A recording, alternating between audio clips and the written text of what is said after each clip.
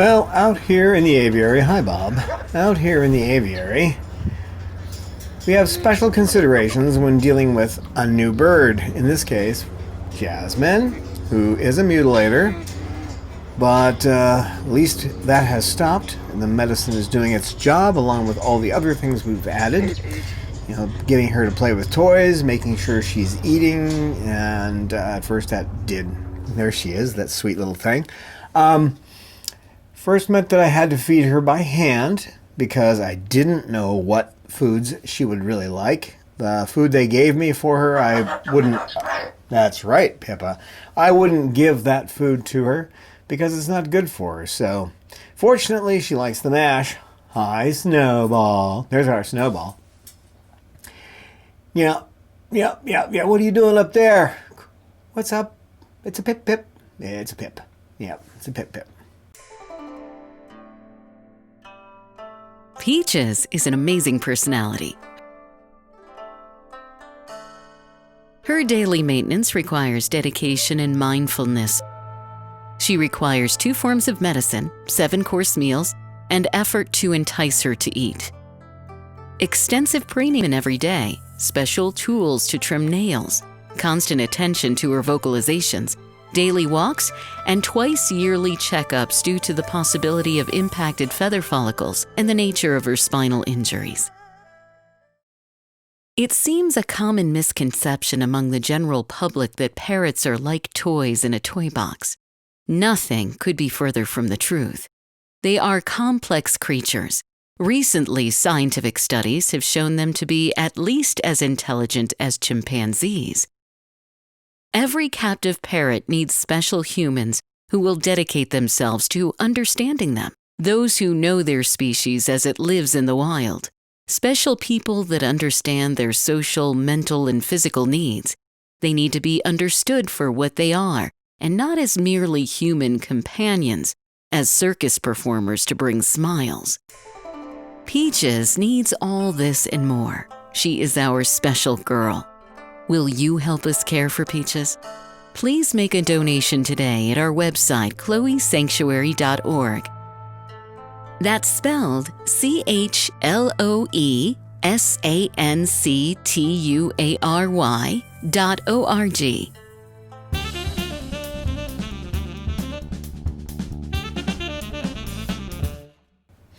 So anyway, out here, the main issues I have with her, the primary issue is that Sugar is taking offense to her mere presence.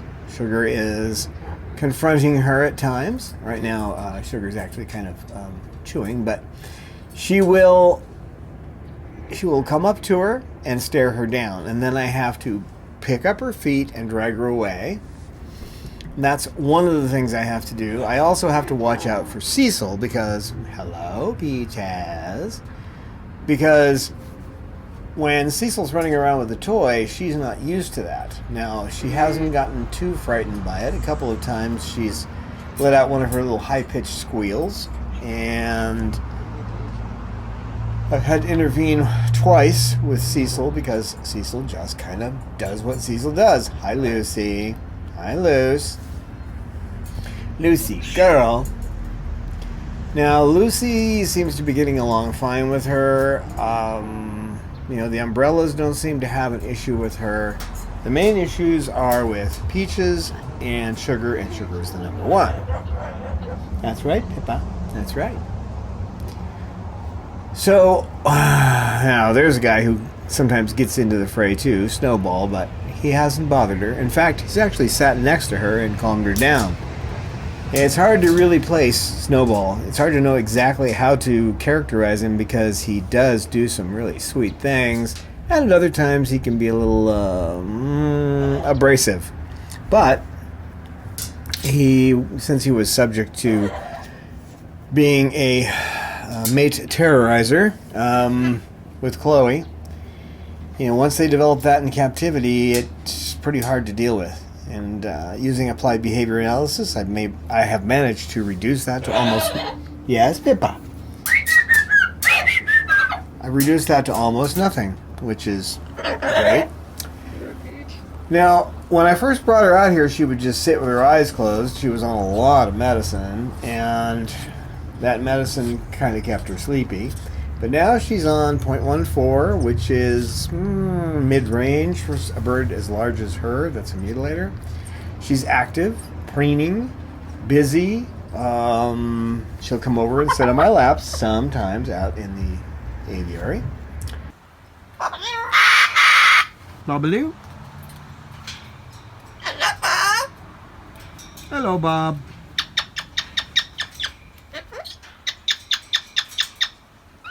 Kisses, Bob? Kisses? Good boy, Bobaloo.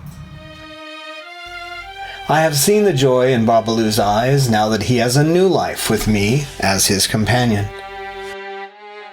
To see Bobaloo love and trust again is worth the effort of a lifetime.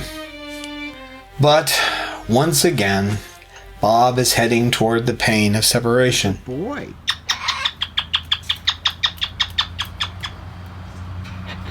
Kisses? Kisses? Good boy. My heart nearly broke the day I discovered that he was heading toward a cloacal prolapse, that his life will be cut short. To find love and acceptance and then have it stolen away from you by failing health is too much to bear. We can slow the progress of his failing health, but we can't stop it. He will need several surgeries, and eventually Bobaloo will die.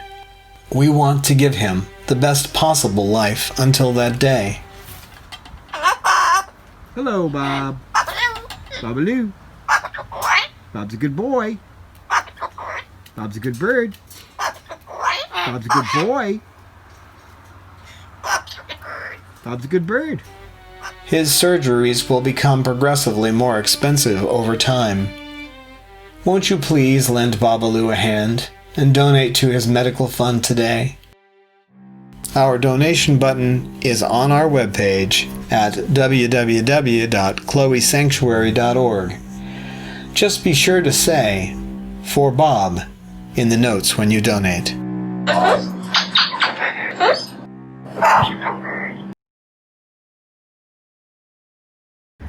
Mander doesn't seem to be showing too much of a problem with her, although he did develop a recent issue.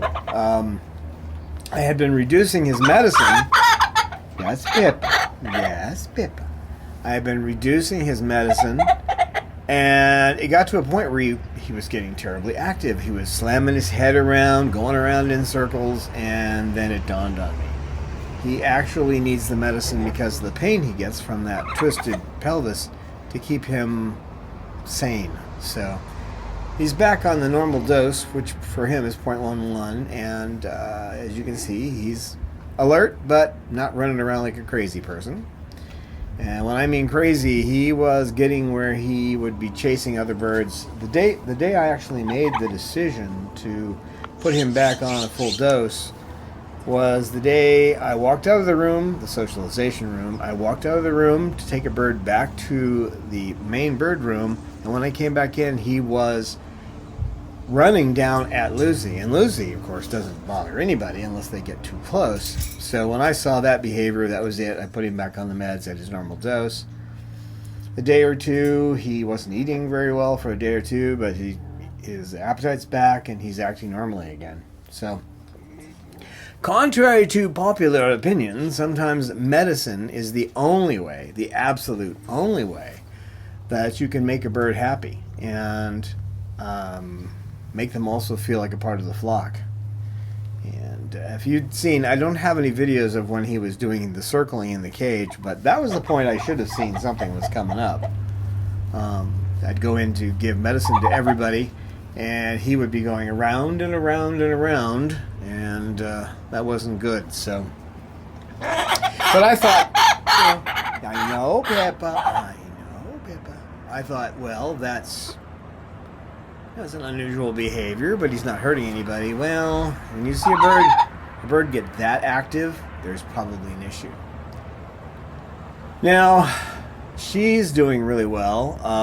Jasmine pretty much likes to sit over there in the beginning. I put her out in the aviary close to last because I don't want anybody to bother her while I'm inside. As Sugar would, you can see Sugar's positioned herself closely to Jasmine in this one, and I have to keep an eye to make sure that Sugar doesn't try to get aggressive with her. But at the moment, she's just busy preening, so that's cool. So Jasmine will go out into that spot. She'll go out into that. Yes, Pippa. Yes, Pip.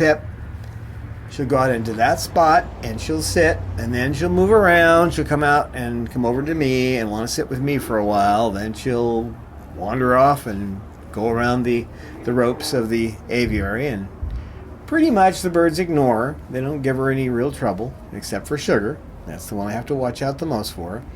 And you can see it in Peach's eyes. Peaches isn't too happy that Sugar is attached to me the way she is. Now, she hasn't started playing with toys out here, except for yesterday. Yesterday, she actually went down to the bottom of the aviary and grabbed a couple of toys, and she was playing with them. So that new behavior is good, but as far as playing with them every day, no. Most of the birds in here will play with toys. Some of the time they're in the aviary, but with her, it hasn't been the case, except for yesterday. So we're still working on that, but as with Cecil and Bob they're active and busy, and she pretty much stays active and busy too. I'm sure she's much more comfortable in here because she doesn't seem to be overly affected by Sugar sitting that close to her. There was a little period when that was an issue. Oh, and just so you know, I have my gout hit me again, so if I sound a little spacey, I am. That gout medicine, Indocin, I hope you never have to take it, because it is not a pleasure, let me tell you. And it does tend to make me ramble a bit, so please forgive me for that. But the target now I'm working with her in the aviary is to get her where she feels comfortable moving all around, to make it so that Sugar feels comfortable being close to Jasmine and yet does not want to bother her or confront her. To keep Cecil from shaking the boat, because when he gets bouncing around, the ropes bounce, and you can tell she's not too sure on the ropes yet. She was used to sitting on hard perches, and the ropes are flexible and they move around a bit. It's better for them, but she's not quite used to it yet. As you can see, most of the other birds have no problems with the ropes, but when she moves on them, she's a little unsteady on her feet. It's because she's used to sitting on hard perches and nothing flexible like a rope. Right, Peach? Right, Peaches? It's a peach. It's a peach. Hi, I'm Don, the Executive Director of the Chloe Sanctuary and producer of Cockatude. I want to thank all of you for watching our videos. Pippa, are you having fun? You want to get up on the shoulder there, girl? I've been trying to come up with a way to provide higher quality videos and also reward our patrons. So now we have a paid account at Vimeo where we can post high quality, high resolution episodes. Right? Tell them all about it. Tell them all about it. Our patrons are the ones who are helping us pay for this upgrade, so only patrons will be able to see our new full episodes. Our YouTube videos will be about half as long as they were before. Pippa, the gang, and I would like to invite you to become a patron at patreon.com/Chloe Sanctuary. Just a single $1 an episode, we do 2 a month, will get you full access to these enhanced episodes. Right, Pippa? Yeah, Pippa agrees, yeah. Pippa's news, Peach's training tips, and Cecil's cool stuff found will only be on these new enhanced videos. Pippa wants you to know that she works very hard coming up with all the things for her segment, and she wants you to see them. She hopes you will join us on Patreon. Our patrons deserve the best, and we're hoping to give that to them with this new video platform. You can check out an example of the higher quality by going to chloesanctuary.org and clicking on the Cockatude tab on the top of the page.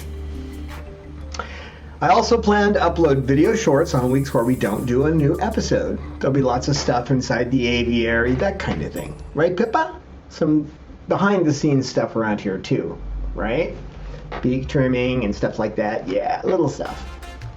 So fly out to patreon.com/Chloe Sanctuary and join right now. We hope to see you there for the upcoming episode. Don't we, Pippa? Yeah, we do, don't we?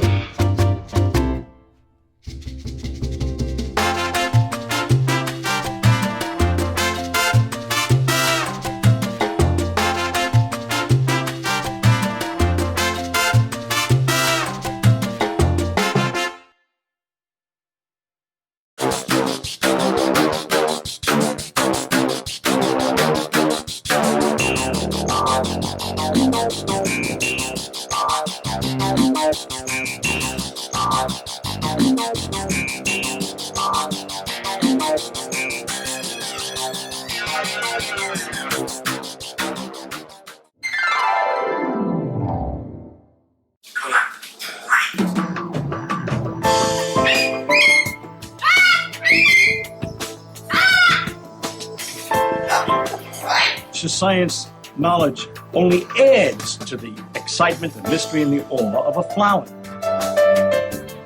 Evidence is evidence. It's public. Everybody can look at the evidence and assess it, and eventually, if there's enough evidence, come to the same conclusion.